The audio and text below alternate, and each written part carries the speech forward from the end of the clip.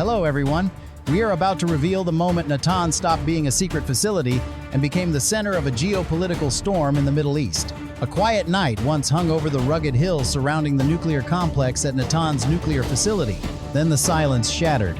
Blazing flashes tore across the desert sky as powerful strikes slammed deep into reinforced underground structures, sending shockwaves through the concrete labyrinth beneath the earth.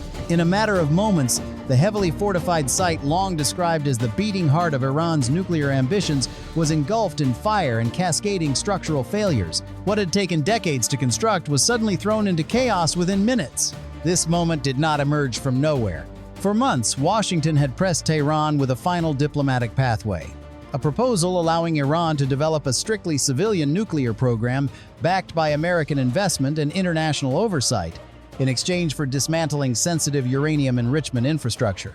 The offer was rejected. In the strategic calculus of Washington and Jerusalem, that refusal crossed a red line that could not be ignored. What followed was a coordinated preemptive operation designed to neutralize what U.S. and Israeli planners viewed as a rapidly growing nuclear threat. As flames illuminated the mountains around Natanz, the message was unmistakable.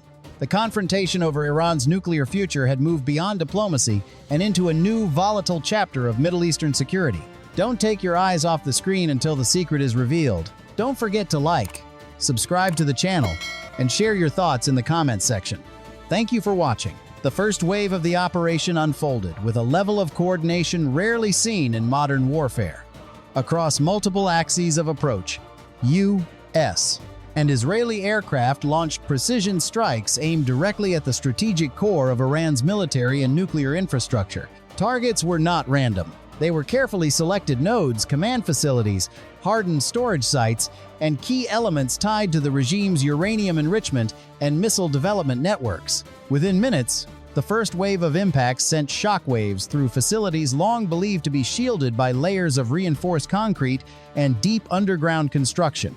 Initial reports from the International Atomic Energy Agency suggested that Iran's nuclear installations appeared to remain intact, but that early assessment quickly began to unravel. A subsequent statement from a senior envoy confirmed what satellite imagery and intelligence analysts were already indicating. The complex at Natanz nuclear facility had indeed been struck directly.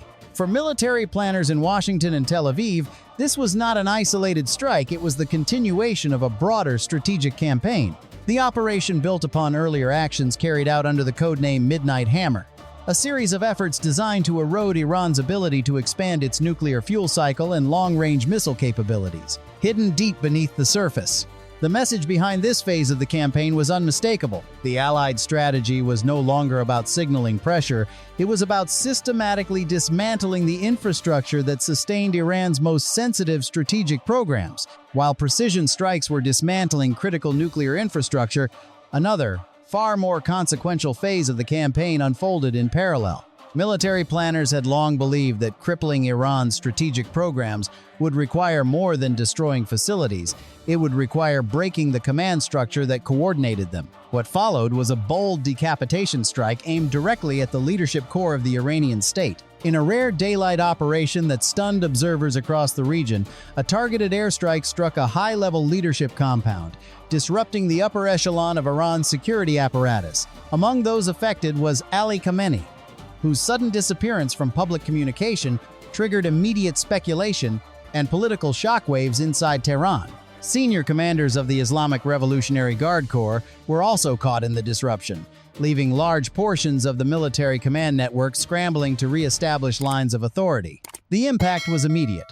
Iran's political system, built around centralized clerical authority and tightly coordinated military leadership, entered a period of uncertainty. Within hours, attention turned to Mojtaba Khamenei, widely viewed by analysts as a possible successor with support from powerful factions within the IRGC. As Tehran struggled to stabilize its leadership structure, the coalition moved quickly to tighten operational control across the wider theater. Allied aircraft increased patrols over contested airspace, while naval forces extended their presence along key maritime routes. In one reported incident in the Indian Ocean, a U.S. submarine engaged an Iranian warship operating far from home waters, signaling that the campaign was no longer confined to the skies above Iran, but had expanded into a broader regional contest for strategic dominance. The shock of the leadership strike and the continued destruction of strategic facilities triggered an immediate and dramatic response from Tehran. Determined to prove that its military reach across the region remained intact, Iran launched a sweeping wave of retaliation. Ballistic missiles and long-range drones were fired toward Israel and toward American military positions across the Gulf, placing bases in the United Arab Emirates, Qatar, Kuwait, and Bahrain on sudden high alert. Radar networks lit up as air defense systems activated almost simultaneously, tracking incoming trajectories that streaked across the sky above the region. The Gulf, usually known for its gleaming skylines and vast oil wealth, was suddenly transformed into a tense defensive battlefield. Missile trails and interception attempts illuminated the horizon while military command centers coordinated urgent responses. Beyond the military dimension, the psychological shock quickly spread through civilian populations. In Dubai, one of the world's most internationally connected cities, wealthy residents reportedly rushed to secure private flights and charter aircraft as uncertainty gripped the normally vibrant metropolis. Iran also signaled its ability to disrupt global trade by targeting the narrow maritime corridor of the Strait of Hormuz. During the escalation, a commercial vessel sailing under the flag of Malta reported being struck while passing through the waterway. The incident sent tremors through international shipping and aviation markets. Airlines began rerouting flights away from the conflict zone, creating sudden gaps across global air corridors and highlighting how rapidly a regional confrontation could ripple across the entire world economy. Yet beyond the missiles, air defenses, and strategic calculations, the human cost of the conflict began to surface. In the southern city of Manab, a strike reportedly hit near a girls' primary school, leaving the community in shock and raising urgent questions about civilian safety during the escalating confrontation. U.S. Defense Secretary Pete Hegseth stated that the incident was under review and that Washington was examining all available information.